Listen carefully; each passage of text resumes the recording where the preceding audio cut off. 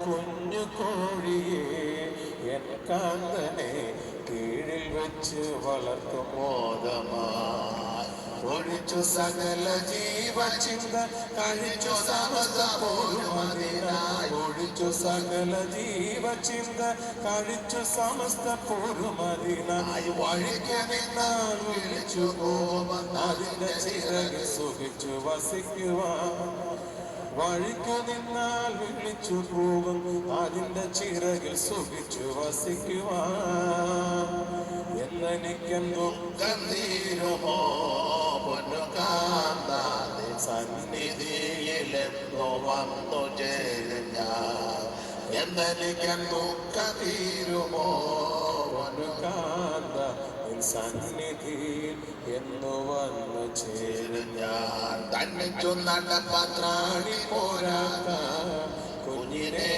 താൻ വനത്തിൽ വിടുമോ വാനരപ്രിയ തനിച്ചു നടപ്പത്രാണി പോരാത്ത കുഞ്ഞിനെ താൻ വനത്തിൽ വിടുമോ വാനരം പ്രിയ വനജപതി വസിപ്പാൻ മാർഗം അതിനു വേണ്ട സമസ്ത വഴിയോ വനജപതി വസിപ്പാൻ മാർഗം അതിനു വേണ്ട സമസ്ത വഴിയും തനിക്ക് ലഭിച്ച കഴിവ് പോലെ കൊടുത്തു പോറ്റുന്നതിന്റെ തള്ളയും തനിക്കു ലഭിച്ച കഴിവ് പോലെ കൊടുത്തു പോറ്റുന്നതിന്റെ തള്ളയോ എന്നെനിക്കെന്തോ കതീരുമോ സന്നിധി എന്നു വന്നു ചേരും ഞാൻ എന്നെനിക്കെന്തോ കതീരുമോ സന്നിധിയിൽ എന്നു വന്നു ചേരും ഞാൻ പറക്കശീലം വരുത്താൻ മക്കളെ കഴുകൻ തൻ പുര മറിച്ചു വീണ്ടും കനിവ് കൊണ്ടത് പറക്കശീലം വരുത്താൻ മക്കളെ കഴുകൻ തൻ പുര മറിച്ചു വീണ്ടും കനിവ് കൊണ്ടതിൽ പറന്നു താഴെ പതിച്ചെന്തോന്നി പിടച്ചു വീഴാൻ തുടങ്ങുന്നേര പറന്നു താഴെ പതിച്ചെന്തോന്നി പിടച്ചു വീഴാൻ തുടങ്ങുന്നേര പറന്നു താഴിട്ടതിനെ ചിറകിൽ വാങ്ങിച്ചു വീണ്ടും നടത്തും തള്ളയും ഓ പറന്നു താഴിട്ടതിനെ ചിറകിൽ വാങ്ങിച്ചു വീണ്ടും നടത്തും തള്ളയും എന്നെനിക്കെന്തൊക്കെ തീരുമോ പൊന്നുകാന്ത സന്നിധിയിലെന്നു വന്നു ചേരും ഞാൻ എന്നെനിക്കെന്തൊക്കെ തീരുമോ പൊന്നുകാന്ത സന്നിധിയിലെന്നു വന്നു നോക്കി കാത്തു നായക തവ പൊന്മുഖത്തിലെ കരുണയുള്ള കാന്തി വിലസുവാൻ വരുന്ന നേരം അറിഞ്ഞുകൂടാ അതിനു വാഞ്ച മനസ്സിൽ പൂണ്ടു വരുന്ന നേരം അറിഞ്ഞുകൂടാ അതിനു വാഞ്ച മനസ്സിൽ പൂരികൾ പോലെ കൂട്ടിൽ വലിച്ചു കാലം കഴിക്കുന്നോ കുരികൾ പോലെ ഉണർന്നു കൂട്ടിൽ കഴിച്ചു കാലം കഴിക്കും ഞങ്ങളും എന്നെനിക്കെന്തോ കതീരുമോ സന്നിധിയിലെന്ന് വന്നു ചേരും ഞാൻ എന്നെനിക്കെന്തോ കതീരുമോ പൊന്നുകാന്ത സന്നിധിയിൽ എന്ന് വന്നു ചേരും ഞാൻ ഉണർന്ന വെട്ടം തെളിച്ച കൂട്ടമായി കന്യകാമൃതരണഞ്ഞുവാനിൽ പോകുന്നേരത്തിൽ ഉണർന്നു വെട്ടം തെളിച്ച കൂട്ടമായി കന്യകാമൃതരണഞ്ഞുവാനിൽ നേരത്ത് ഗുണച്ച് സാധുവിൽ ക്ലേശം കനിച്ചിട്ടെനിക്ക് കൂടാ പരമമാർഗ ഗുണച്ച സാധുവിൽ ക്ലേശം കനിച്ചിട്ടെനിക്ക് കൂടാ പരമമാർഗ അണഞ്ഞുവാല അരുണയുള്ള പൊന്നു കാന്തനെ അണഞ്ഞു വാഴാൻ ഭാഗ്യം തരണേ അരുമയുള്ള പൊന്നു കാന്തനെ അതിനകത്തൊരല്പം വിഷമുണ്ട് തുണച്ചിൽ ക്ലേശം ഗണിച്ചിട്ടെനിക്കും കൂടാ പരമമാർവിൽ ക്ലേശം ഗണിച്ചിട്ടെനിക്കും കൂടാ പരമമാർവിൽ അണഞ്ഞു വാഴാൻ ഭാഗ്യം അണഞ്ഞു വാഴാൻ കൃപയരുൾക എൻ്റെ അരുമയുള്ള പൊന്നുകാന്തനെ എന്നെനിക്ക് ദുഃഖം തീരുമോ പൊന്നുകാന്താതെ സന്നിധിയിൽ എന്ന് വന്നു ചേരും ഞാൻ എന്നെനിക്ക് ദുഃഖം തീരുമോ പൊന്നുകാന്താതെ സന്നിധിയിൽ എന്ന് വന്നു ചേരും ഓ നിനക്കിൽ ഭൂമിയിലെ സമസ്തമായും ആത്മക്ലേശവും എന്ന് ശലോമോൻ നിനക്ക് ഭൂവിലെ സമസ്തമായും ആത്മക്ലേശവും എന്ന് ശലോമോൻ ഓ നിരച്ച വാസ്തവം അറിഞ്ഞ് സാധു ഞാൻ പരമസിയോനോടോടി പോകുന്നു അവേ നിരച്ച വാസ്തവം അറിഞ്ഞ് സാധു ഞാൻ പരമസിയോനോടോടി പോകുന്നു എന്നെനിക്ക് ദുഃഖം തീരുമോ പൊന്നുകാന്താതെ സന്നിധിയിലെന്നു വന്നു ചേരും ഞാൻ എന്നെനിക്ക് ദുഃഖം തീരുമോ പൊന്നുകാന്താതെ സന്നിധിയിൽ എന്ന് വന്നു ചേരും നമ്മുടെ കരമുയർത്തി ഒരിക്കൽ കൊണ്ട് ദൈവത്തെ മഹത്വപ്പെടുത്താം. ഈ നല്ല പകലിനായി ദൈവത്തെ സ്തുതിക്കുന്ന ബഹുമാന്യ കർത്തൃദാസനും സഭയ്ക്കും വന്ദനം. ദൈവം എല്ലാവരെയും അനുഗ്രഹിക്കട്ടെ. നമ്മൾ വായിച്ചത് 90-ാം സങ്കീർത്തനത്തിൻ്റെ ഹെഡിങ്. സാധാരണ എല്ലാവരും വാക്യമാണ് വായിപ്പിക്കുന്നത്. ഇവിടെ മോശയുടെ ഒരു പ്രാർത്ഥന. ഇതിൻ്റെ പശ്ചാത്തല ഭാഗം വേദപുസ്തകം പഠിക്കുന്ന ധ്യാനിക്കുന്ന ഏവർക്കും പരിചിതമാണ്. ഇസ്രായേലിൻ്റെ പ്രഥമ മഹാപുരോഹിതനാകുന്ന അഹറോന്റെ നിര്യാണം. അഹറോൻ ഹോർ പർവ്വതത്തിൽ വീണു മരിച്ചു. അഹറോന്റെ മകനെ എലയാസറിനെ ശുശ്രൂഷയ്ക്ക് മോശ വസ്ത്രമൊക്കെ കൊടുത്ത് വേർതിരിച്ചു. അപ്പൊ അഹരോൻ മരിക്കാൻ പല കാരണമുണ്ട്. അതിലൊരു കാരണം, ഒന്ന്, ജനത്തെ കെട്ടഴിച്ചു വിട്ടു. വിദേശിമാര് പലരും നേരത്തെ യാകാനും കുഴയാനും ഒക്കെ കാരണം എല്ലാവരുമല്ല, ചിലര് ജനത്തെ കെട്ടടിച്ചങ്ങ് വിടും. അങ്ങനെ ജനത്തെ കെട്ടടിച്ചു വിടാൻ പ്രമാണമില്ല. ഏൽപ്പിച്ച ആട്ടിൻകൂട്ടങ്ങളെ വിശ്വസ്തയോടെ നോക്കണം. മലാഖി പ്രവചനത്തിൽ വായിക്കുന്നത്, പുരോഹിതന് സൈന്യങ്ങളുടെ യഹോവയുടെ ദൂതനാകയാൽ അവന്റെ അവരങ്ങൾ പരിജ്ഞാനം സൂക്ഷിച്ചു വെക്കേണ്ടതും ഉപദേശം അവനോട് ചോദിച്ച് മനസ്സിലാക്കണം. 2:7 ഒന്ന് വായിച്ചേര്. അപ്പോൾ പ്രഥമ മഹാപുരോഹിതനാണ് അഹരോൻ. പുരോഹിതന് സൈന്യങ്ങളുടെ യഹോവയുടെ ദൂതനാകയാൽ അവന്റെ ആദരങ്ങൾ പരിജ്ഞാനം സൂക്ഷിച്ചു വെക്കേണ്ടതും. വാക്യം ഇവിടെ കൊടുക്കണ്ട, എല്ലാരും വേറെ പുസ്തകം എടുക്കട്ടെ. അത് നിർത്ത ഇരിക്കുക. വായിച്ചട്ടെ ദൈവദാസി. പരിജ്ഞാനം സൂക്ഷിച്ചു വെക്കേണ്ടതും ഉപദേശം അവനോട് ചോദിച്ച്. അപ്പോൾ ഉപദേശം പുരോഹിതൻ കൊടുക്കണം. പുരോഹിതന് ഉപദേശം പഠിച്ചിരിക്കണം. ജന ഉപദേശം ചോദിക്കുമ്പോൾ ഉടക്കുണ്ടാക്കാതെ ഉപദേശം പറഞ്ഞു കൊടുക്കണം. അതുകൊണ്ടാണ് പൗലോസും പറഞ്ഞ ഉപദേശിപ്പാൻ സമർത്ഥനം. പണ്ടൊക്കെ ഉപദേശിന്നല്ല, ഇപ്പൊ എല്ലാം റവറന്റാ. ഉപദേശിയ അത് നല്ലതാണ്. കാരണം ഉപദേശം ഉണ്ടായിരുന്നു, ഉപദേശിമാർ ഉപദേശം പറയുകയും ചെയ്യുമായിരുന്നു. ഇപ്പൊ എല്ലാം ഡോക്ടർമാരും റവറന്റുമാരും ആയതുകൊണ്ട് ഉപദേശം അധികം പറയുന്നുമില്ല. മിക്ക ഡോക്ടർമാർക്ക് ഉപദേശം അറിയത്തുമില്ല.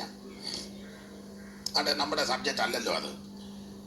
അപ്പൊ എന്തായാലും അഹരോൻ ജനത്തെ കെട്ടഴിച്ചു വിട്ടു, ഉപദേശം കൊടുത്തില്ല. ഇവര് വിഗ്രഹ സേവയ്ക്ക് തൽപരരായി ഞങ്ങളുടെ മുമ്പിൽ നടക്കാൻ ദൈവത്തെ ഉണ്ടാക്കി തരാൻ പറഞ്ഞപ്പോ അഹരോൻ പറയണമായിരുന്നു, ദൈവം സ്വർഗത്തിൽ വസിക്കുന്നവനാ, അവനെ ആരും കണ്ടിട്ടില്ല. എൻ്റെ അനിയൻ മോശ പുള്ളിയുടെ കൂടെ നടക്കുക, അയാൾ ഇന്ന് വരെ കണ്ടിട്ടില്ല.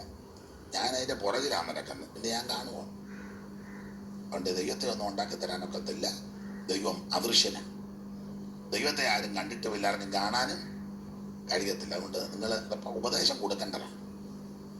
ഉപദേശം കൊടുക്കണ്ട. ഉപദേശി പറഞ്ഞ് പെണ്ണുങ്ങളോട് പറഞ്ഞ് ഉണക്കെല്ലാം കൂടെ കൊണ്ടുവരാൻ പറഞ്ഞു. പെണ്ണുങ്ങളും പിള്ളേരും എല്ലാം കാതി കിടന്ന് ഉണക്കെല്ലാം കൂടെ പറിച്ച് ഊരി എല്ലാം ഉപദേശിയുടെ കൈ കൊണ്ട് കൊടുത്തു. എനിക്ക് വലിയ സന്തോഷം. ഊരാൻ പറഞ്ഞ പവിത്രങ്ങൾ ഊരി, അത് നല്ല കാര്യം. രണ്ട്, അഹരോൻ അത് വാങ്ങിച്ചതുമായിട്ട് മുങ്ങിയില്ലല്ലോ, അതിലും വലിയ കാര്യം. ഇന്നത്തെ ഉപദേശിയുടെ കൊടുക്കുകയാണെങ്കിൽ അതുമായിട്ട് അങ്ങ് മുങ്ങും. പിന്നെ നമ്മൾ വിളിക്കുമ്പോഴെല്ലാം പുള്ളി പരിധിക്ക് പുറത്താ, പുള്ളി പണ്ടേ പരിധിക്ക് പുറത്താ. അഹരോൻ ആ കാര്യത്തിൽ ഒരു കൃത്യത ഉണ്ടായിരുന്നു. ഇതെല്ലാം കൂടെ വാങ്ങി അവിടെ എഴുതിയേക്കുന്നൊരു കൊത്തുള്ളി കൊണ്ട് ഭാഷ വരുത്തി. ലക്ഷണമൊത്തൊരു കാളക്കുട്ടിയെ വാർത്തുണ്ടാക്കി. ആ കാളക്കുട്ടിയെ ഇസ്രായേൽ ആരാധിച്ചെന്ന അവിടെ വായിക്കുന്നത്. കാളക്കുട്ടിയെ കണ്ടപ്പോ ജനവിളകി. നാം 32 ഒന്ന് വായിച്ചേരും, 3 മുതൽ വായിച്ച് പെട്ടെന്ന് അങ്ങ് വായിച്ചു. ഏത് 32 എന്നായിരിക്കും? പുറപ്പാട്.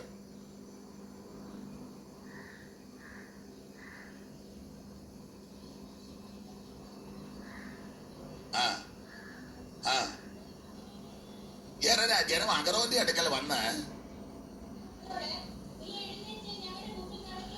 ഞങ്ങളുടെ മുമ്പിൽ നടക്കേണ്ട ഒരു ദൈവത്തെ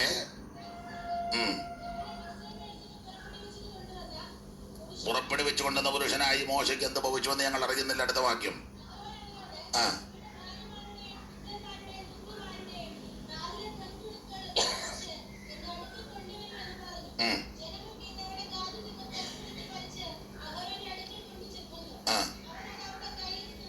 അവൻ അത് അവരുടെ കയ്യിൽ നിന്ന് വാങ്ങി ഒരു കൊത്തുള്ളി കൊണ്ട് ഭാഷ എന്ന് പറഞ്ഞ രൂപം, ഷെയ്പ്പ്, അതാ ഭാഷ വരുത്തി ലക്ഷണമൊത്ത ഒരു കാളക്കുട്ടിയെ, നല്ല പരുവത്തിനൊരു കാളക്കുട്ടിയെ മാർത്തുണ്ടാക്കി.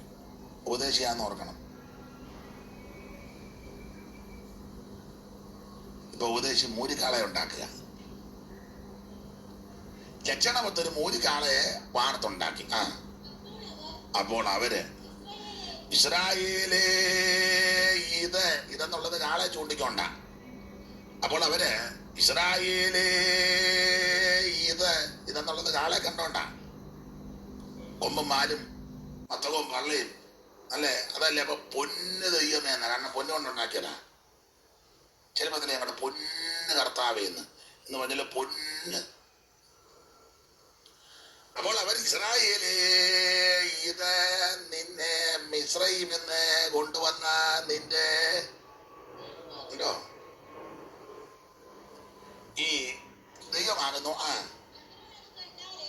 അഹരോനത് കണ്ടാറേ പുള്ളി ഒരു ബ്രൂസായിട്ട് ക്രമീകരിച്ചു. ആളഴകല്ലേ. വലിയൊരു ബാനർ വലിച്ചു കെട്ടിച്ചത് ഫോട്ടോ എടുത്ത് വാട്സപ്പിൽ വായിച്ചു. നാളെ യഹോവയ്ക്ക് പൊങ്ങാത്തവനെല്ലാം രാവിലെ എഴുന്നേറ്റു. 8 മണിയായാലും പൊങ്ങാത്തവനാ. ആ കിടപ്പ് കിടക്കുന്നവന്മാരാ. ഇത് കാളെ കണ്ടപ്പന്മാര് വെളുപ്പിനെ കിടക്കപ്പായിന്ന് പൊങ്ങി എഴുന്നേറ്റു. അയ്യോ, ആരാധനയാ. അപ്പൊ ചുരുക്കി പറഞ്ഞ അവിടെ ഹോമയാഗവും സമാധാനവും കഴിച്ചെന്നാ പുറപ്പാണ്ടിൽ. പക്ഷേ സങ്കീർത്തനത്തിൽ എഴുതിയേക്കുന്നവർ ആ കാളയനെ ആരാധിച്ചെന്ന. വായിച്ചേ, 106 സങ്കീർത്തനത്തിന്റെ 19 വാക്യം വായിര്. അവർ ഹോരേബിൽ വെച്ചൊരു കാളക്കുട്ടിയെ ഉണ്ടാക്കി, വാർത്തുണ്ടാക്കി വിഗ്രഹത്തെ നമസ്കരിച്ചെന്ന, ആരാധിച്ചെന്ന. അപ്പൊ ജനമിങ്ങനെ കാളക്കുട്ടിയെ ഉണ്ടാക്കി ആരാധിച്ചപ്പോൾ ഉപദേശം പറയണം, ആരാധനയ്ക്ക് യോഗ്യൻ ദൈവമാണ്. കാളയെ ആരാധിക്കരുത്, കാളയ്ക്ക് യാഗപടം പണിയരുത്, കാളയ്ക്ക് ഹോമയാഗം കഴിക്കരുത്, തെറ്റാന്ന് പറഞ്ഞു വിടുമ്പോൾ ഉപദേശി കണ്ണടച്ചു. ആരാ ദൈവം തട്ടിയത്? അവരോ മരിക്കാൻ 8 കൂട്ടം കാര്യമുണ്ട്. ഇപ്പം ഒന്നുകൊണ്ട് ഗുണപ്പെടുന്നവരങ്ങ് ഗുണപ്പെടട്ടെ. സ്തോത്രം. ഉപദേശം കർക്കശമായിട്ട് കൊടുക്കണം. അപ്പൊ ഉപദേശമാര് ലഭിക്കുന്ന സമയം ഞാൻ എന്നെയും കൂടെ പ്രതിയാക്കാം. ഉപദേശം കൊടുത്തില്ലെങ്കിൽ അങ്ങ് ചെല്ലാൻ ഒക്കുകയല്ല. അതുകൊണ്ട് അഹരോൻ ഹോർ പർവ്വതത്തിൽ വീണു മരിച്ചു. അഹരോന്റെ നിര്യാണത്തിൽ ഇസ്രായേൽ ഭാരപ്പെട്ട് വിലപിച്ചു. അപ്പോൾ അഹരോന്റെ അനുജനാകുന്ന പഴയനിയമത്തിന്റെ മധ്യസ്ഥനാകുന്ന മോശ പ്രാർത്ഥിച്ച പ്രാർത്ഥനയാണ് 90 സങ്കീർത്തനം. അതാണ് അതിന്റെ ഹെഡിങ്. ദൈവപുരുഷനായ മോശയുടെ ഒരു പ്രാർത്ഥന. വിസ്തരിച്ചു പോകുന്നില്ല. വേദപുസ്തകം ശരിക്കൊന്ന് പഠിച്ചാൽ ധാരാളം ദൈവപുരുഷന്മാരെ കാണാം. ആ ഭാഗത്തേക്കൊന്നും പോകുന്നില്ല. ഇവിടെ ദൈവപുരുഷനായ മോശെ, ദൈവപുരുഷൻ. ഒരാള് ദൈവപുരുഷനാകുന്ന ഒറ്റ രാത്രി കൊണ്ടോ ഒറ്റ ദിവസം കൊണ്ടോ അല്പസമയം കൊണ്ടല്ല.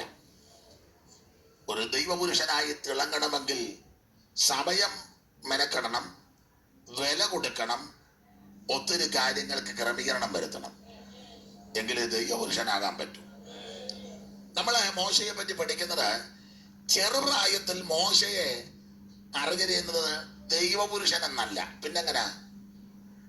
ചെറുപ്പത്തിലെ ഉറക്കെ പറ, ഫറവോന്റെ പുത്രിയുടെ മകൻ എന്ന.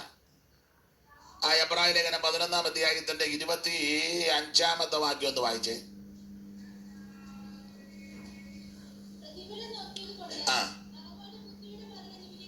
ഫറവോന്റെ പുത്രിയുടെ മകൻ എന്ന്. അപ്പൊ ചെറുപ്രായത്തിൽ, ബാല്യപ്രായത്തിലും യൗവനത്തിലുമൊക്കെ മോശയെ അറിഞ്ഞിരുന്നത് ഫറവോന്റെ പുത്രിയുടെ മകൻ എന്ന്. ഇപ്പോഴേക്ക് ആ പയ്യനേതാ? അത് ഫറവോന്റെ പുത്രിയുടെ മോനാ. ഒരു ക്രെഡിറ്റാ. ഏതാ ചെറുപ്പക്കാരൻ? ആ ഫറവോന്റെ പുത്രിയുടെ മകന്.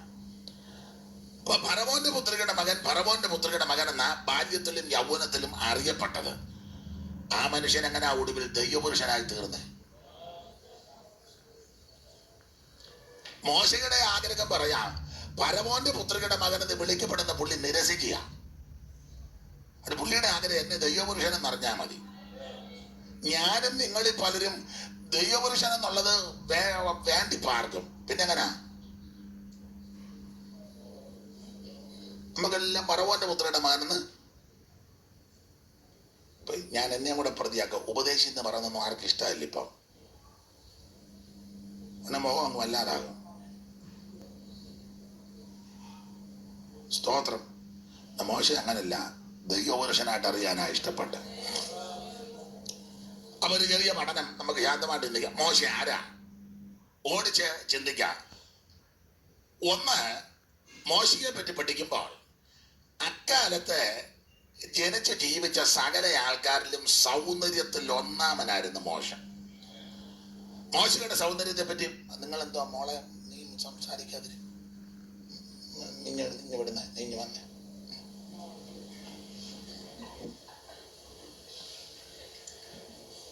ആന്റിയുടെ ഈ ചേച്ചിയുടെ ആന്റിയിലോട്ട് മോളിഞ്ഞോട്ട് നിന്റെ പേടിഞ്ഞോട്ട്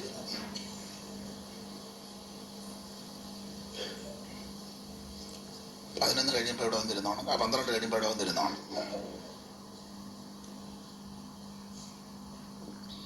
അവൾ മോശയെ പറ്റി പഠിക്കുന്നത് അക്കാലത്ത് ജീവിച്ച സകല യൗവനക്കാരിലും സൗന്ദര്യ സമ്പൂർണൻ പരമവായിരെ. സൗന്ദര്യമുള്ളവൻ. പുറപ്പാട് 2:2 സൗന്ദര്യം. അപ്പോസ്തലപ്രവൃത്തി 7:20. അക്കാലത്ത് മോശ ജനിച്ചു, ദിവ്യ സുന്ദരൻ. എബ്രായർ 11:23. ശിശുസൂതമുള്ള സൗന്ദര്യം. ഈ ചില ഉപദേശിമാരെയും ചില സഹോദരന്മാരെയും കണ്ടേ ക്ലീൻ ഷേവാ, പക്ഷെ ഒരു പ്രത്യേക ഐശ്വര്യമാണ്. അർജുമൻ കപ്പടാമീശ വെച്ചിരിക്കുന്ന ചിലര്, എല്ലാരുമല്ല, ഉടക്കുണ്ടാക്കി എൻ്റെ ഒങ്ങായിക്കൊന്നും പിടിക്കരുത്. ഇടയ്ക്കിടയ്ക്ക് ഇങ്ങനെ തിരുമുഖം ചെയ്യുക. നിന്നേക്കാളും നല്ലതാ. ഞാൻ പറഞ്ഞ കള്ളമാണെന്ന് പറയണം, ശരിയാന്ന് പറ. വാക്യമൊക്കെ വായിച്ച് എനിക്ക് ഇഷ്ടപ്പെട്ടു. കാരണം ഇത് മോശയ്ക്കൊരു ദൈവിക സൗന്ദര്യമാണ്. 3 ഫലമാ: സുന്ദരൻ, ദിവ്യ സുന്ദരൻ, സൗന്ദര്യമുള്ളവൻ. ഇത് ഒരു ദൈവിക സൗന്ദര്യമാണ്. ഞാനൊരു കാര്യം പറയാം. മോശയുടെ സൗന്ദര്യം ആർട്ടിഫിഷ്യലായിട്ട് ഉണ്ടാക്കിയെടുത്തതല്ല, ജന്മനാ ലഭിച്ചതാ. ഉണക്കുണ്ടാക്കാതിരിക്കാമെങ്കിൽ പറയാം, നമ്മൾ എന്ത് കഷ്ടപ്പെട്ടിട്ടാ ഈ പരുവത്തിൽ ഇപ്പം, അല്ലേ? രാവിലെ മുതൽ അല്ലേ? പറ, എന്ത് നമ്മൾ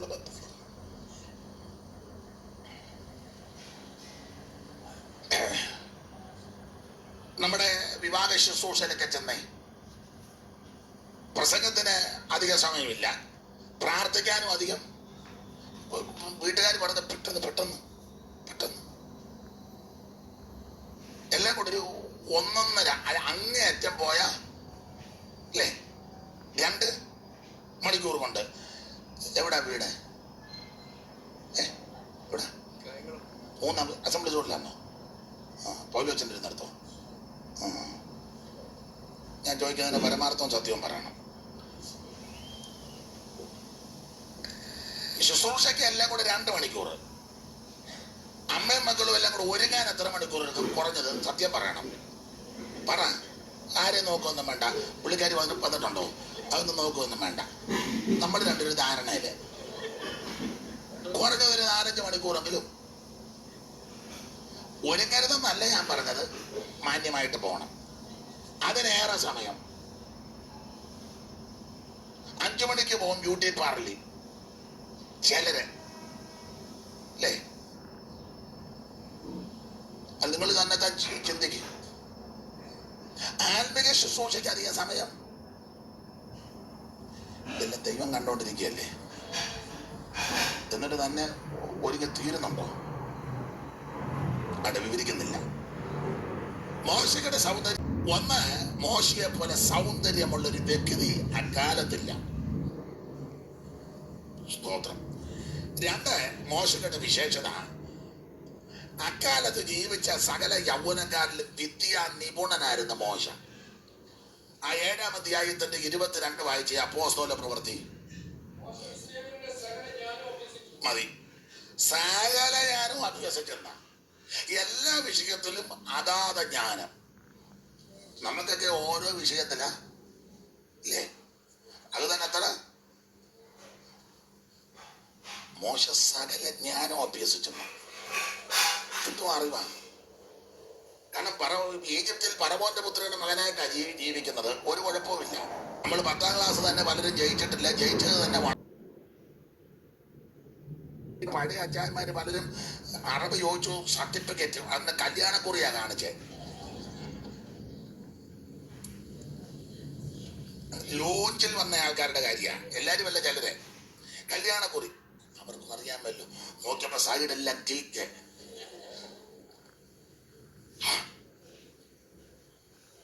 പേരെല്ലാം എഴുന്നാ നിൽക്കുന്നത്. അറബി അന്തം വിട്ടുപോയി. ഏത് യൂണിവേഴ്സിറ്റിയാണെന്ന് പറഞ്ഞാൽ കുമ്പനാട് യൂണിവേഴ്സിറ്റി.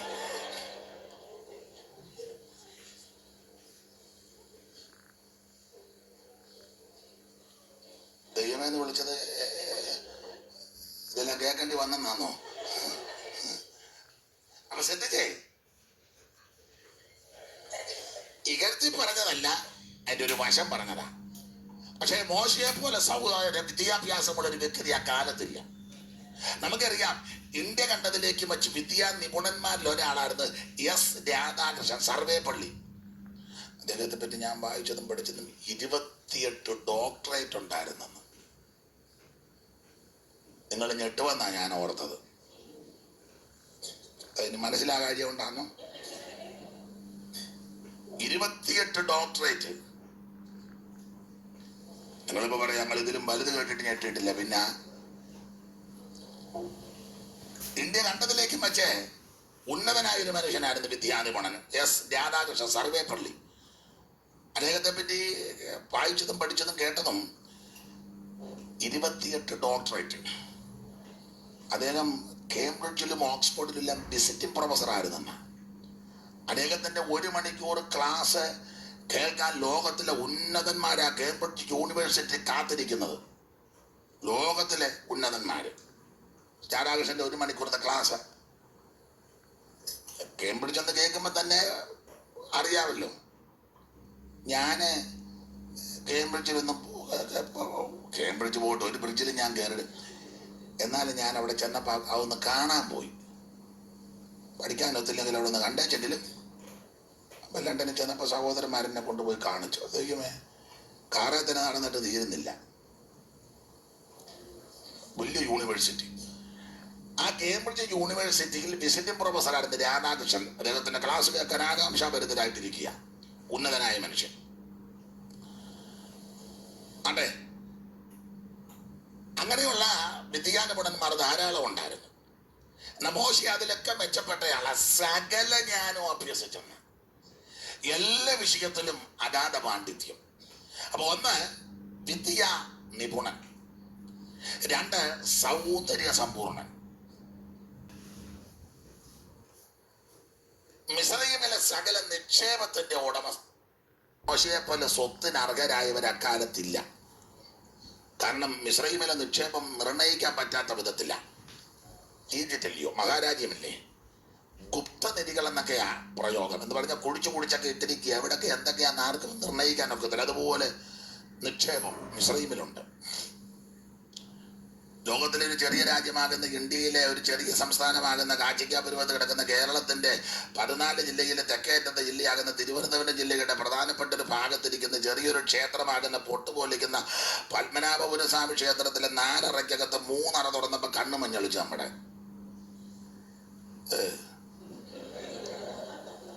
പേപ്പറിൽ കണ്ടതല്ലേ, ഇനി ഒന്ന് തുറക്കാൻ കിടക്കുക. അവൻ മിസ്രയീമിലെ നിക്ഷേപമോ നിർണയിക്കാൻ പറ്റാത്ത വിധത്തിൽ സ്വത്ത്, അതിന്റെ എല്ലാ ഉടമസ്ഥാവകാശം മോശയ്ക്ക് ലഭിക്കേണ്ടതാണ്. അപ്പൊ ഒന്ന് മോശ സൗന്ദര്യ സമ്പൂർണൻ, 2 വിദ്യാ നിപുണൻ, 3 സകല സ്വത്തിന്റെ ഉടമസ്ഥൻ. ചെറിയ ആളല്ല. 4 ഒരു നല്ല അധികാര കസേര മോശയ്ക്ക് കിടപ്പുണ്ട്. കാരണം നിലവിലുള്ള ഫറവോൻ നാട് നീങ്ങിയാൽ അടുത്ത ഫറവോനായിട്ട് കസാര മോശ ഇരിക്കേണ്ടതാണ്. ആരും കയറി ഫിക്സഡ്. അതൊക്കെ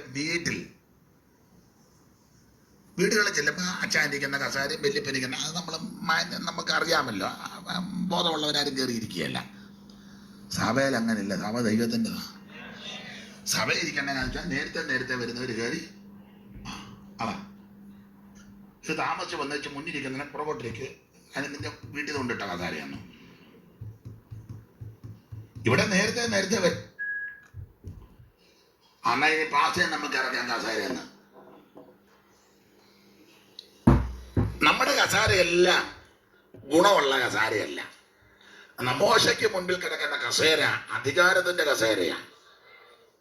അതിലിരുന്നൊരു ഓർഡർ കൊടുത്താൽ മതി, അന്നേരം തീരും സകലതും. അപ്പൊ നല്ല ഒരു അധികാര കസേര, നല്ല സ്ഥാനം. 1 സൗന്ദര്യ സമ്പൂർണൻ, 2 വിദ്യാ നിപുണൻ, 3 സർവസ്വത്തിന്റെ ഉടമസ്ഥൻ, 4 നല്ലൊരു കസേര, 5 നല്ല ഒരു കുടുംബത്തിൽപ്പെട്ടതാ മോശ. ലേവി ഗോത്രം, അപ്പനും അമ്മയും ലേവി ഗോത്രത്തിൽപ്പെട്ടതാ. സ്തോത്രം. അനുഗ്രഹിക്കപ്പെട്ട ഒരു കുടുംബത്തിലാ മോശയുടെ ജനനം. നിങ്ങൾ എങ്ങനെ ഉൾക്കൊള്ളുമെന്നറിയത്തില്ല. എൻ്റെ ഭാഷയിലാണ്. നല്ല ആഢ്യത്വമുള്ള അനുഗ്രഹിക്കപ്പെട്ട ഒരു കുടുംബത്തിൽ ജനിച്ചതാ മോശ. സ്തോത്രം. ഇപ്പൊ എത്ര പോയിന്റ് പറഞ്ഞു?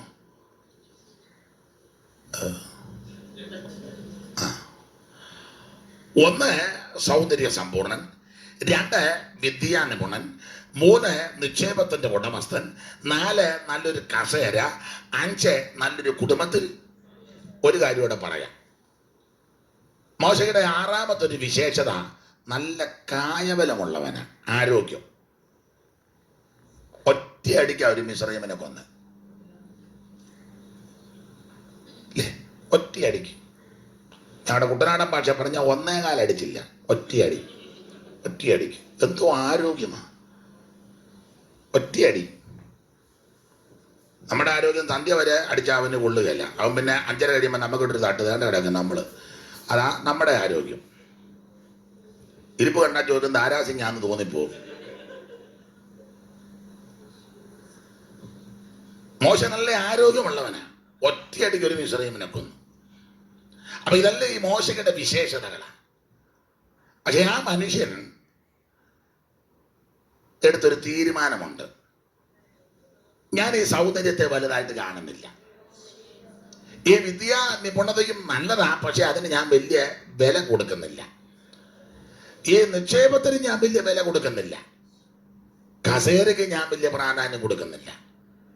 കുടുംബശ്രേഷ്ഠത നല്ലതാ, പക്ഷെ അതിനല്ല ഞാൻ ഊന്നൽ കൊടുക്കുന്നത്. ആരോഗ്യം അതും ക്ഷയിച്ചു പോകുന്നതാ. പക്ഷേ എനിക്കിതൊന്നും വല്ല വിഷയം. പിന്നെ ചോദിച്ചു, മോശേ നിനക്ക് എന്നാ വിഷയം? എനിക്ക് ദൈവജനത്തോടു കൂടെ കഷ്ടം അനുഭവിക്കുന്നത് മതി.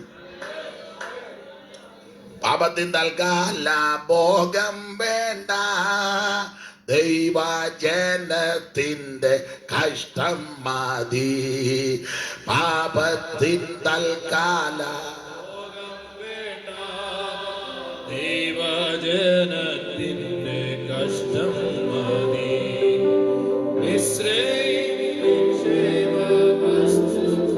ലേഖാലോം ഇസ്രായേൽ വസ്തുക്കളെക്കാൾ ക്രിസ്തുവിൽ നിന്ന് സമ്പത്ത് എണ്ണുന്ന ക്രിസ്തുവിൻ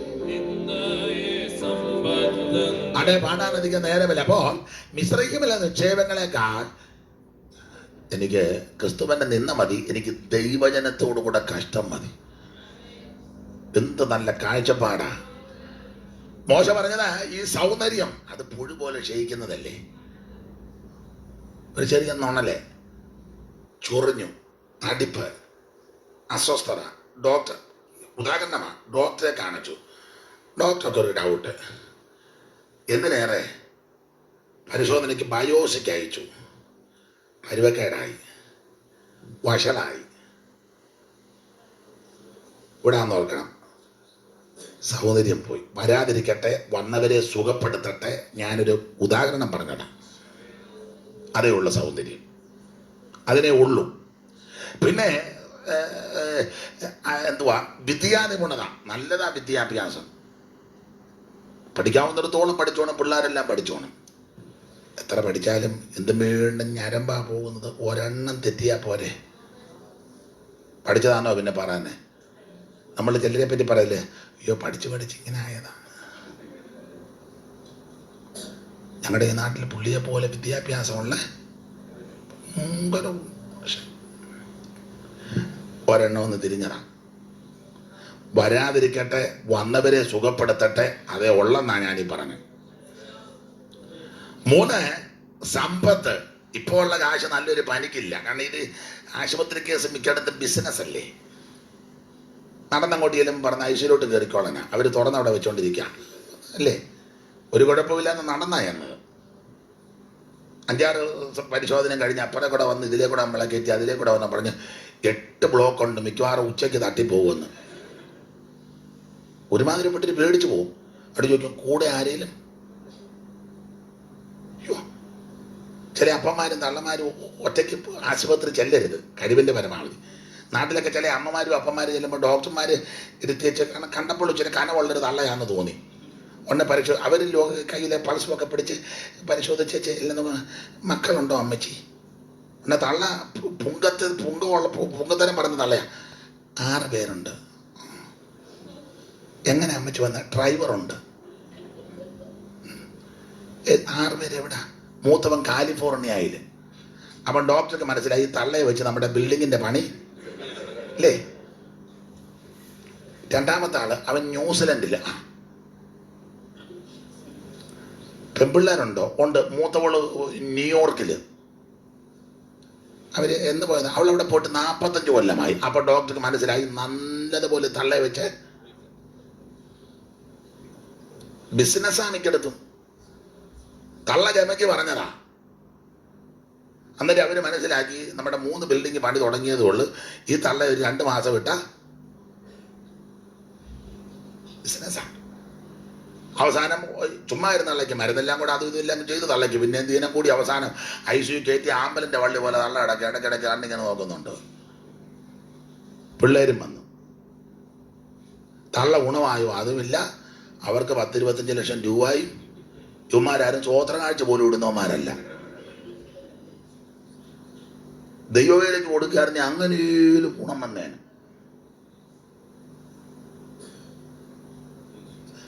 മനസ്സിലാകാഴിയാണോ അതോ നിങ്ങളെല്ലാം കൂടെ? സ്തോത്രം. മോശയ്ക്ക് മനസ്സിലായി സമ്പത്ത് അത് നിലനിൽക്കുന്നതല്ല. കുരുകല് മാറിപ്പോകും പോലെ പോകും. താനിടാത്ത മുട്ടമേ പൊരുന്നിരിക്കുന്ന തിത്തിരിപ്പക്ഷി പോലെ അന്യായമായി സമ്പാദിക്കുന്നു. തിത്തിരിപ്പക്ഷി എന്ന് പറഞ്ഞാൽ താനിടാത്ത മുട്ടമേ പൊരുന്നിരിക്കുന്ന തിത്തിരി എന്ന് പറഞ്ഞാൽ കാക്ക. കാക്ക ഒരു മുട്ട ഇട്ടേച്ച് പോയി ഭക്ഷണം തേടി വന്നപ്പം 2 മുട്ട. അപ്പം കാക്ക അങ്ങോട്ട് വന്നപ്പോൾ കുയിൽ കയറി ഒരു മുട്ട കിട്ടും. കാക്ക തിരിച്ചു വന്നപ്പോൾ 2 മുട്ട. Oh wonderful. Jesus Jesus. എന്നാൽ ഈ മുട്ട ആരിട്ടതാണോ? നമ്മുടെ മുട്ട തന്നെയാണോ? അത് എൻ്റെ മുട്ടയുടെ വലിപ്പമാണോ? അതിൻ്റെ കളർ എങ്ങനെയാണ്? ആ മുട്ട ഞാനിട്ട സ്ഥലത്ത് തന്നെയാണോ? അതൊന്നും നോക്കല്. ജീസസ്.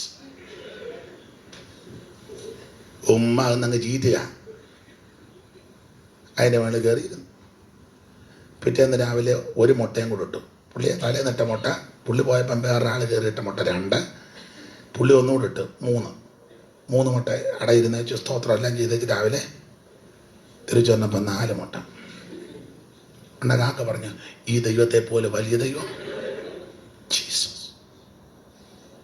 വിക്ടറി. സ്തോത്രം. ഒന്നൊരു പാട്ടും പാടി, ഒന്നും കണ്ടിട്ടല്ല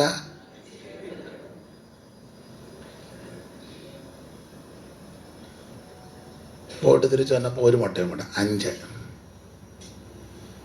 പിറ്റേന്ന് ഒരെണ്ണം കൂടെ പുള്ളിയിട്ട് 6. മുട്ടയിലിരുന്ന് പൊരുന്നി വിരിഞ്ഞു 6 കുഞ്ഞുങ്ങൾ.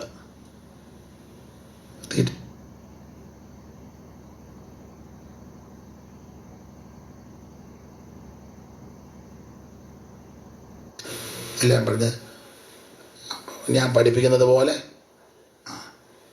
കാക്ക പറഞ്ഞ് ക്ര. 3 കൊച്ചുങ്ങൾ ക്ര. 3 എണ്ണം കാരണം 3 എണ്ണം കുയിലിൻ്റെതാണ്. അതിൻ്റെ പ്രകൃതിയല്ലേ. ആണ്ടെ കൂകിയച്ച് 3-4 എണ്ണം കത്തോലിക്ക പോയില്ലേ?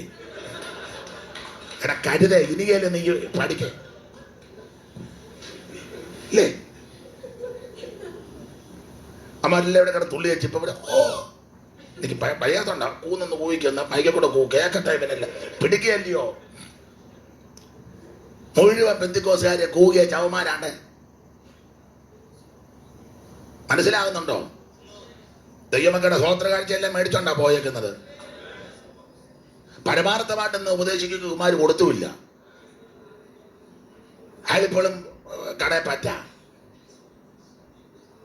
അവന്മാര് ഊയച്ച്. ഞാൻ പറഞ്ഞ മോന് മനസ്സിലായോ? പിന്നെ ഞാൻ പൊട്ടം കളിച്ചിരുന്നത്. സ്തോത്രം. എല്ലാവരും കൂകിയച്ച് പോയി. മനസ്സിലായല്ലോ? ആദ്യം വിവേചിക്ക്. പഴമക്കാർ പറയുന്നു ആവർത്തിക്കുക, വെളുത്തതെല്ലാം പാലല്ല, മിന്നുന്നതെല്ലാം ഒന്നും പൊന്നല്ല. ക്ലാസ് തുടങ്ങിയപ്പോൾ അത് അനുതരം 3 എണ്ണം ഗ്രാൻഡ് വെച്ച് അത് പുള്ളിയുടെതാ. 3 എണ്ണം നോക്ക്. താനിടാത്ത മുട്ട പൊരുന്നിരിക്കുന്ന സാറൊരു പാട്ട് പാടി, തിത്തിരികളന്യ മുട്ടയെ വിരിയിച്ചിടുമ്പോൾ ലുപ്തരായോർ ഭൂതനങ്ങളെ.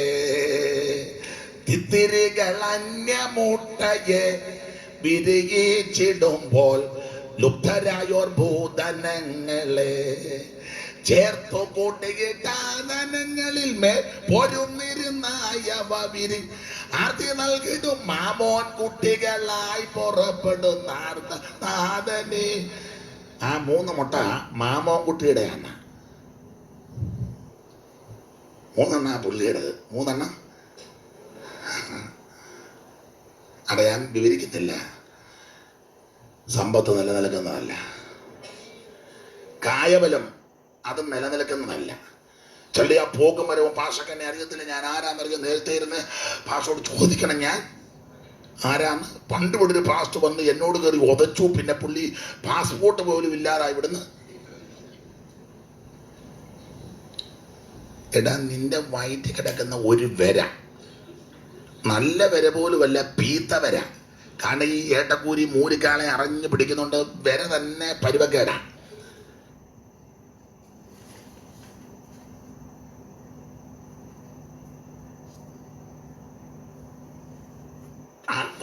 വരയ്ക്ക് ഒരു സ്റ്റാൻഡേർഡ് ഇല്ലടാ. ആ വയറ്റിൽ കിടക്കുന്ന പീത്ത വര ഒന്ന് കിടക്കുന്ന കിടപ്പിൽ ഇങ്ങനെ വെച്ചാൽ മതി. എന്നാച്ചാ കഴിഞ്ഞ ആഴ്ച കമ്മിറ്റി ഭയങ്കര ബഹളമായിരുന്നല്ലോ. ഇപ്പം മിണ്ടാൻ മേലെ ഈ ആഴ്ച മിണ്ടുവെന്നും പറഞ്ഞാണല്ലോ കഴിഞ്ഞ ആഴ്ച ഓടിയതും ഫോൺ ചെയ്തോ. ഒട്ടും മിണ്ടാൻ മേലെ വിലങ്ങിയോ? അതിനേ ഉള്ളൂ. അതിനോട് ചേർത്തൊരു വാക്യം പറയട്ടെ, ഞെളിയാനെ ഭയപ്പെട്, ദൈവത്തെ ഭയപ്പെട്. നമ്മുടെ ഈ കായബലവും സൗന്ദര്യവും ഇതൊന്നും നിലനിൽക്കുന്നതല്ല. അത് വെളിപ്പാട് കിട്ടിയ മോശ പറഞ്ഞു, എനിക്കിതൊന്നും വലുതല്ല, എനിക്ക് ദൈവജനത്തോടെ കഷ്ടം മതി. എനിക്ക് അങ്ങോട്ടും പോകണം. എങ്കിലും ഞങ്ങൾ തമ്മിലുള്ള ഇരിപ്പ് വശം അനുസരിച്ചാണ് ഞാൻ ഓടിയൊന്ന് വന്നത്. നിങ്ങളെയെല്ലാം കണ്ടതിൽ അല്പസമയം കൂടിയതിൽ എനിക്ക് ഒത്തിരി സന്തോഷമുണ്ട്. ദൈവം അനുവദിക്കുകയാണേ, ദൈവത്തിന് ഹിതമുണ്ടേ നമുക്ക് നാട്ടിൽ വെച്ചോ ഇവിടെ വെച്ചാലും കൂടാ. ഇല്ല, എല്ലാവരും അങ്ങ് വരണം. അതുകൊണ്ട് ഞാനിപ്പോൾ അങ്ങ് പോവുക. ഒരു കാര്യം ഇവിടെ പറയാം. മോശ പറഞ്ഞ്, എനിക്ക് ദൈവജനത്തോടെ കഷ്ടം മതി. തമ്പുരാൻ മോശയെ പറ്റി ഒരിക്കലൊരു സാക്ഷ്യം പറഞ്ഞത്, മോശേ, ഞാൻ നിന്നെ അടുത്തറിഞ്ഞിരിക്കുന്നെന്ന്. ഞാൻ നിന്നെ, ആ വാക്യം ഒന്ന് വെച്ചേ, 33:17 പുറപ്പാട്. യഹോവ മോശയോട്, നീ പറഞ്ഞ ഈ വാക്ക് പോലെ ഞാൻ ചെയ്യും, എനിക്ക് നിന്നോട് കൃപ തോന്നിയിരിക്കുന്നു, ഞാൻ നിന്നെ അടുത്തറിഞ്ഞിരിക്കുന്നു. ദൈവം മോശയോട് പറയാ, ഞാൻ നിന്നെ അടുത്തറിഞ്ഞിരിക്കുന്നു. അടുത്തറിഞ്ഞെന്ന്. പിണങ്ങാതിരിക്കാൻ ഒരു കാര്യം പറയാം. നമ്മൾ ഈ മാർഗത്ത് നിന്നിട്ട് 2, 5, 8, 10, 20, 30 കൊല്ലമായി ഇന്ന് വരെ ദൈവത്തിന് നമ്മളെ പിടികിട്ടിയിട്ടില്ല. കാരണം നമ്മൾ ഓട്ടവും പിടി കൊടുക്കുന്നില്ല. ദൈവവും കടന്ന് ഉഴയ്യ. ദൈവം പറയാം, അവൻ യോഗത്തിന് വരുന്നുണ്ട്, പക്ഷെ അവൻ്റെ ഉദ്ദേശം എന്നാന്ന്? ഒറ്റ യോഗം മുടക്കത്തില്ല, കൈ അടിക്കുന്നുണ്ട്, പക്ഷെ ഉദ്ദേശം എന്നാന്ന്? ஆனால் മോശയെ പറ്റി ദൈവത്തിനൊന്നും അറിയത്തില്ലെന്നല്ല ഞാനീ പറഞ്ഞത്. ഞാൻ പ്രകൃതി പറഞ്ഞതാ. മോശയോട് ദൈവം പറയാ, ഞാൻ നിന്നെ അടുത്തറിഞ്ഞു. അതിൻ്റെ ഒരു കാരണം പറഞ്ഞു നിർത്താം. ഒത്തിരി ഉണ്ട്. ഒരു കാരണം അടുത്തറിഞ്ഞെന്ന് പറയാൻ കാരണം, മുമ്പേ പറഞ്ഞ പോയിന്റാ. കാളക്കുട്ടി ഉണ്ടാക്കി തുള്ളിച്ചാകെ പ്രശ്നമായപ്പോൾ മോശ ഇറങ്ങി വന്ന് യോശുവയോട് ചോദിച്ചു, എന്നെ ബഹളം. യോശുവ പറഞ്ഞു, പ്രൈസ് ആൻഡ് വർഷിപ്പ് കണക്കാന്ന് പറഞ്ഞു. എത്ര ദിവസം? 40 days. പകല് പവർ കോൺഫറൻസും വൈകിട്ട് ഫയർ കോൺഫറൻസും ആണെന്ന് പറഞ്ഞു. മോശ ഇറങ്ങുന്നപ്പോൾ ഇവനെല്ലാം കെട്ടടിഞ്ഞ് കിടക്കുക. മോശ ആഗരോനോട് ചോദിച്ചു, നീ ജനത്തെ കെട്ടടിച്ചു വിട്ട് എന്തിനാ? ഞാൻ ആ ഭാഗം വിവരിക്കുന്നില്ല. അത് മോശ പാളകത്തിന്റെ വാതിൽക്കൽ നിന്ന് ഒരു ഡയലോഗ്, യഹോവയുടെ പക്ഷത്തുള്ളവനല്ല മാറി നിൽക്കിട്ടുന്ന വേദപുസ്തകത്തിലൊന്നുമില്ല. വേദപുസ്തകത്തില്ലാത്ത കാര്യമൊന്നും പറയാൻ ഞാൻ അനുവദിക്കുകയില്ല. പുസ്തകം വായിര്. എല്ലാവരും പറഞ്ഞ കേട്ടോണ്ട് കീറാണ്.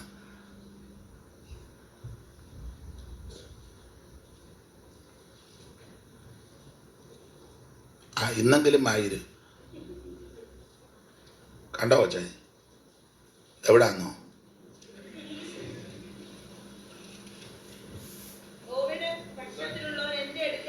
അങ്ങനെ വേദപുസ്തകത്തിൽ എഴുതിയേക്കുന്നത്.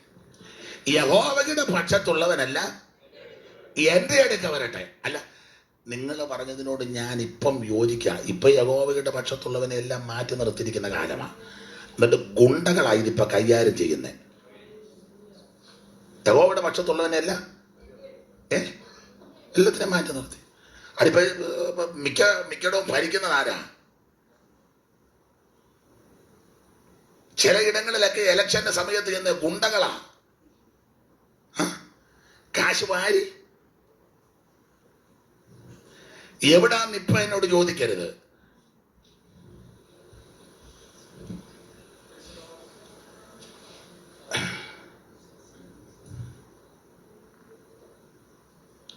ഓരോ പാനലുകാരും ഗുണ്ടകളെ കൊണ്ടിറക്കുക.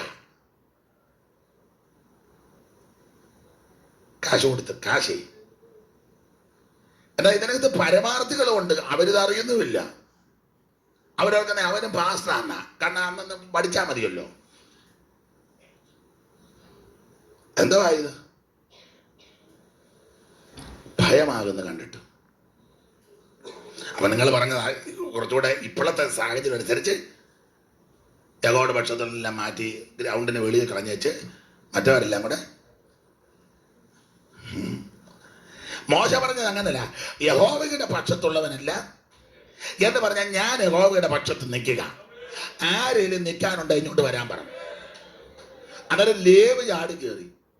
ലേവി കണ്ണു കാണിച്ച് കയറാൻ പറഞ്ഞു. കാരണം ലേവിയെ പണ്ട് അപ്പം പ്രാഗി അലച്ചേച്ച് പോയതാ. 49:5 ശിമയോനും ലേവിയും സഹോദരന്മാർ അവരുടെ വാളുകൾ സാഹസത്തിന്റെ ആയുധങ്ങൾ എന്നുള്ളവേ അവരുടെ മന്ത്രണത്തിൽ കൂടരുത്, എൻ മനമേ അവരുടെ യോഗത്തിന്. അപ്പം യോഗം മുടക്കി. ലേവി യോഗം വെച്ചാൽ പോകരുത്, നമ്മുടെ യോഗത്തിന് ലേവിയെ വിളിക്കുകയും ചെയ്യരുതെന്ന് ഒരു നോട്ടീസ് പോലും കൊടുക്കുകയല്ല. ലേവി കേസിനൊന്നും പോയില്ല, താന്നിരുന്ന് പ്രാർത്ഥിച്ചു. ലേവിക്കറിയാൻ ദൈവം ഒരു അവസരം ഒരുക്കി തരും. ലേവി താന്നിരുന്നപ്പോൾ തമ്പുരാൻ മോശയെ കൊണ്ട് പറപ്പിച്ചു, യഹോവയുടെ പക്ഷത്തുള്ളവരെല്ലാം ഇങ്ങോട്ട് വരാൻ. അപ്പൊ ലേവി പറഞ്ഞത് അവസരം വരിക, ചാടി കയറാൻ പറഞ്ഞു. ചാടി കയറി. മോശ പറഞ്ഞ് അറിഞ്ഞേക്കാൻ പറഞ്ഞൊരു അറ്റം മുതൽ ഒന്നാധിപന്മാർക്ക് അരികം കയറിയിരിക്കുക. ഇമാര് യോഗത്തിന് വിളിക്കാത്തതിന്റെ അവസരം തരാത്തതിന്റെ. ലേവി വാളെടുത്ത് നാടൻ ഭാഷ പറഞ്ഞ ഒരു അറ്റം മുതൽ അറിഞ്ഞെന്നാണ്. അറിഞ്ഞതിനെ പറ്റി വാക്കി എഴുതിയേക്കുന്ന അവൻ അപ്പനെന്നും അമ്മയെന്നൊന്നും നോക്കിയില്ല, സഹോദരന്മാരൊന്നും നോക്കിയില്ല. പെട്ടെന്ന് വായിച്ചേ. അല്ലെന്ന് ആവർത്തനം 33:8 പിന്നെ ഒരു ഭാഗം മാത്രം വായിച്ച അങ്ങനെ കാര്യം അറിയുന്നേ. ലേവിയെ കുറിച്ച് അവൻ പറഞ്ഞത് എന്നതാ? നിന്റെ തുമ്മീമും ഊറിയുമും അടുത്തത്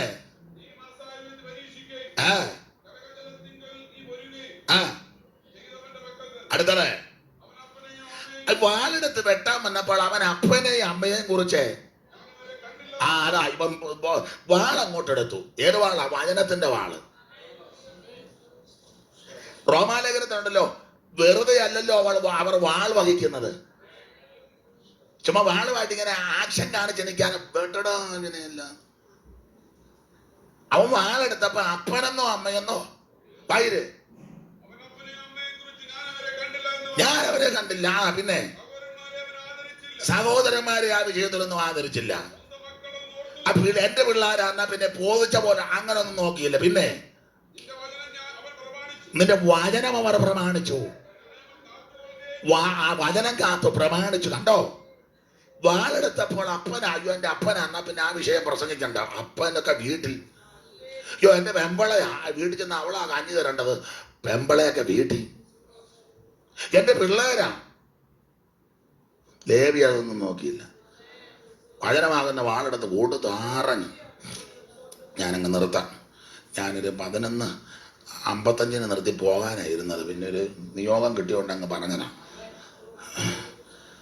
ആഴഞ്ഞു പിടിച്ചു. മോശ ഒടുവിൽ പർവ്വതത്തിൽ കയറി ചെന്നു. അടുത്തറിഞ്ഞെന്ന് പറയാൻ്റെ ചിന്തയാണ്. തമ്പുരാൻ പറഞ്ഞാണ്ട് കാളക്കൊട്ടി ഉണ്ട് ആ അഗരോനെ കൂടെ തുള്ളിയവനെ ആരാധിച്ചവനെല്ലാം ഞാൻ ഇപ്പം തട്ടിക്കളയും. ഉടനെ മോശ പറഞ്ഞ് കൊല്ലരുത്. ഇവന്മാർ ചെയ്തതെല്ലാം കുഴപ്പടിയാന്ന് എനിക്കും അറിയാം എല്ലാവർക്കും. പക്ഷേ ഇപ്പം കൊല്ലരുത്. അതിന് കാരണം ഇപ്പം കൊന്നാല മിസ്രൈമിൽ കേട്ടാൽ പറയും കനാനെ കൊണ്ടുപോകാൻ കഴിവില്ലാഞ്ഞിട്ട് കൊന്നതാണ്. 2 കനാൻ നാടുകാർ കേട്ടാൽ പറയും പേടിച്ചിങ്ങോട്ട് വരാതിരിക്കാൻ കൊന്നതാണ്. പഠിപ്പിക്കുകയല്ല, അപേക്ഷ. കൊല്ലരുത്. അപ്പം മുകളിൽ ചെന്നപ്പോൾ താഴെയുള്ള ജനത്തിനെ വേണ്ടി ഇടിവ് നിൽക്കുക.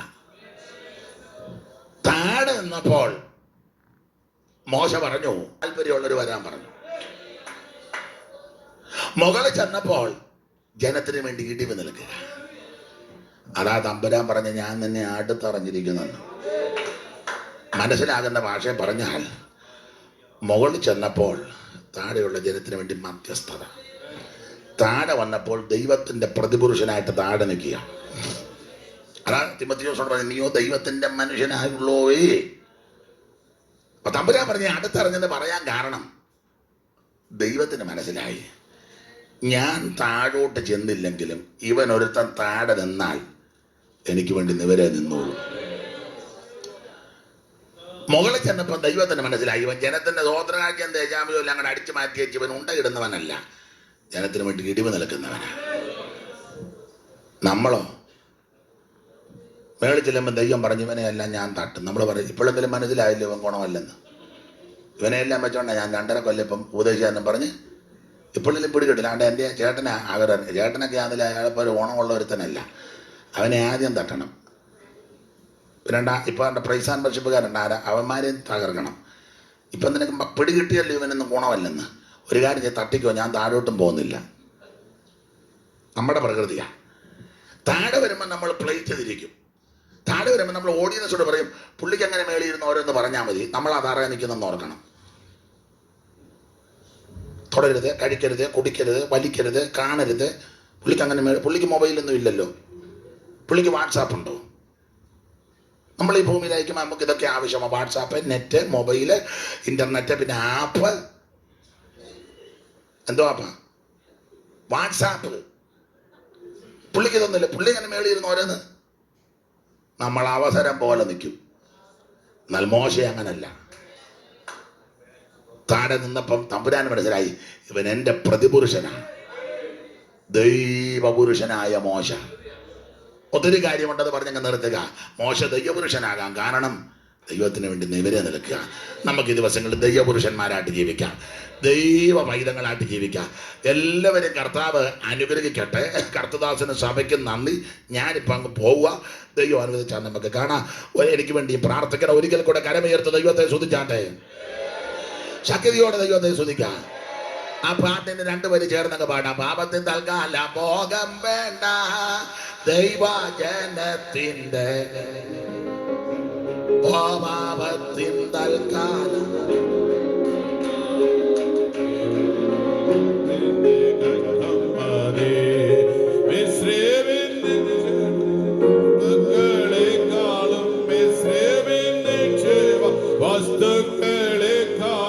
ക്രിസ്തുവിൻ നിന്നയെ സമ്പത്തെണ്ണുന്ന, ക്രിസ്തുവിൻ നിന്നയെ സമ്പത്തെണ്ണി വിശ്വാസ ജീവിതം പോലിത്ര ഭദ്രമാം ജീവിതം വേറെയുണ്ടോ?